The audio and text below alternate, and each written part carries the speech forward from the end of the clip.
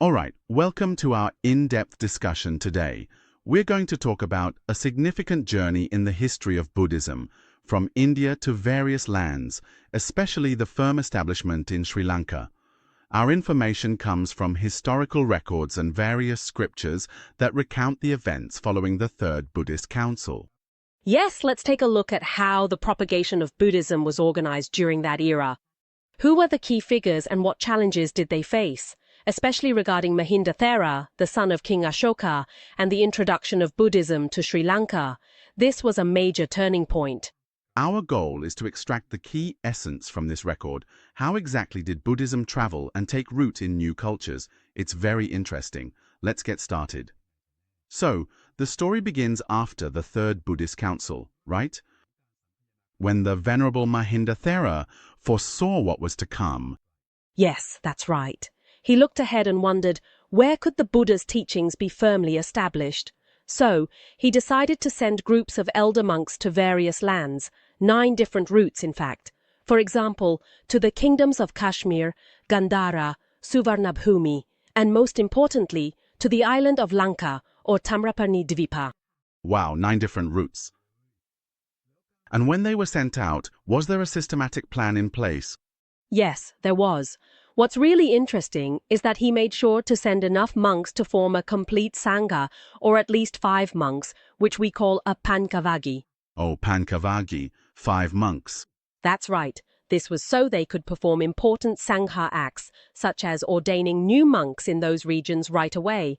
It was a forward-thinking approach to establish successors of the religion in those local areas. I understand now, so it was really a long-term plan. Now, the most prominent mission was probably sending Mahindathera to Sri Lanka. That's right. Mahindathera was actually the royal son of Emperor Ashoka. The journey to Sri Lanka was truly remarkable. According to records, it is said that he and his group of 7 monks actually flew there. They flew there, really? Yes. They landed on the summit of Misaka Mountain, which happened to be exactly where King Devanampiya Tissa, the ruler of Sri Lanka at that time, was out hunting in the forest. There's a story that says the gods inspired it too, right? That a deer led the way for them to meet. Yes, that's right. There's a story like that as well. When they first met, there was actually a test of wisdom right away. Why did they have to test each other first? The venerable monk wanted to assess first whether the king had enough wit and intelligence to understand the Dhamma, to see if he could grasp the deeper meanings. So he asked questions about things like a mango tree, about relatives, things like that. I see. And what was the outcome? Once he saw that the king possessed excellent wisdom, he proceeded to deliver a Dhamma discourse called the Kulahati Padopama Sutta. What exactly is the Kulahati Padopama Sutta primarily about? To put it simply, it's a Dhamma teaching that compares the discovery of truth to following the footprints of an elephant, starting from the small tracks. They gradually follow the tracks until they find the big elephant itself, making the truth clear. As a result, the king and 40,000 of his courtiers were deeply inspired and declared themselves followers of the Buddha.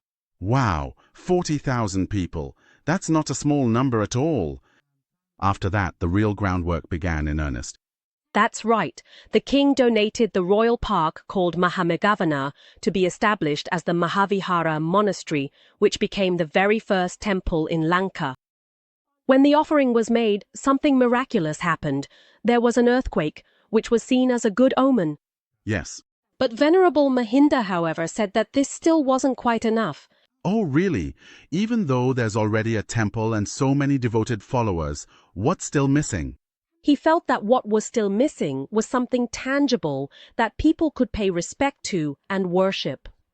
It's not just about faith alone, but it's also a strategy to create a concrete symbol that people can hold on to, something that anchors people's hearts. Oh, I see now. So this led to the invitation of important sacred relics, the first being the Buddha's relics, specifically the right collarbone or the right clavicle. According to the story, a novice monk went to invite it from the Tavatimsa heaven. Then he requested other parts from King Ashoka. When they arrived in Lanka, it is said that many miracles occurred. Yes, and there is another very important thing, the branch of the sacred Bodhi tree, right? That's right. This is very important.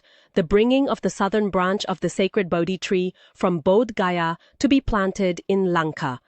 This mission belonged to Sanghamita Theri, who was the real sister of Mahinda Thera. Oh, she was his own sister. And what's really impressive is that King Ashoka himself personally accompanied the Bodhi branch to the sea. It is said that the seawater reached up to his chest or even his neck. Wow, that really shows just how much importance he placed on this, truly a lot. That's absolutely true. And the arrival of Sanghamita Theri also played another important role. Do you know what it was? What was it? It led to the first ever gathering of Sri Lankan women, led by Queen Anula. Yes, that's right, the Queen herself. This marked the formal establishment of the Bhikkhuni Sangha, or the female monastic order, in Sri Lanka in a complete and official way. Wow, that's truly complete. There are monks, bhikkhunis, temples, relics, and the Bodhi tree, all of this together. Is this enough to say that Buddhism was firmly established in Sri Lanka, for real? That's a very good question, because King Devanampi Atisa once asked the Venerable Mahinda the same thing. And the elder's answer was very interesting. He replied, "It is firmly established, but the roots have not yet taken hold." The roots have not yet taken hold. What does that mean? He explained further that the true roots will only take hold when sons of Lanka, born in Lanka, ordain in the Buddhist order in Lanka, study the Vinaya in Lanka, and are able to teach the Vinaya in Lanka. Oh, I understand now. This is the key point, that the local people are able to carry on the teachings by themselves. And they succeeded in doing so, right? Yes. Later, Venerable Maha Aritha Thera, who was a newly ordained monk from Lanka, was able to successfully learn and teach the Vinaya. This truly confirms that Buddhism had genuinely become a part of Lankan society. Wow, this is a story that really shows the complexity and depth of the whole process. The planning, diplomacy, the use of various symbols, and ultimately, the importance of truly taking root in the local community. This is truly the key factor that allows an idea or religion to successfully take root in a new culture. It's about the power of leadership, adapting to the context, creating powerful symbols that can inspire people, or ultimately, it's when the local people themselves are able to carry on and take ownership of it, just as Fra Mahinda Thera showed the way. It's an interesting question that gives us something to ponder and reflect on further.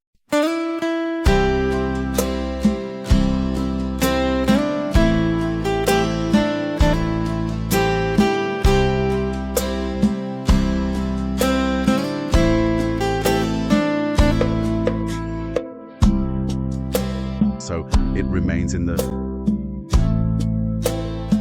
not knowing leads to profound sorrow, Naisong 3, a deep and unsettling feeling.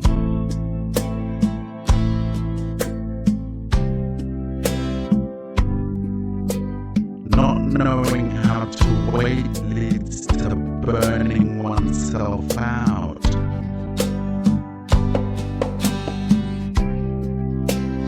Dharma is studied because of knowledge.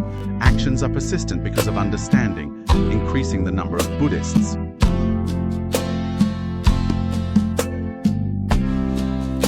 Therefore, not an ordinary being, animal,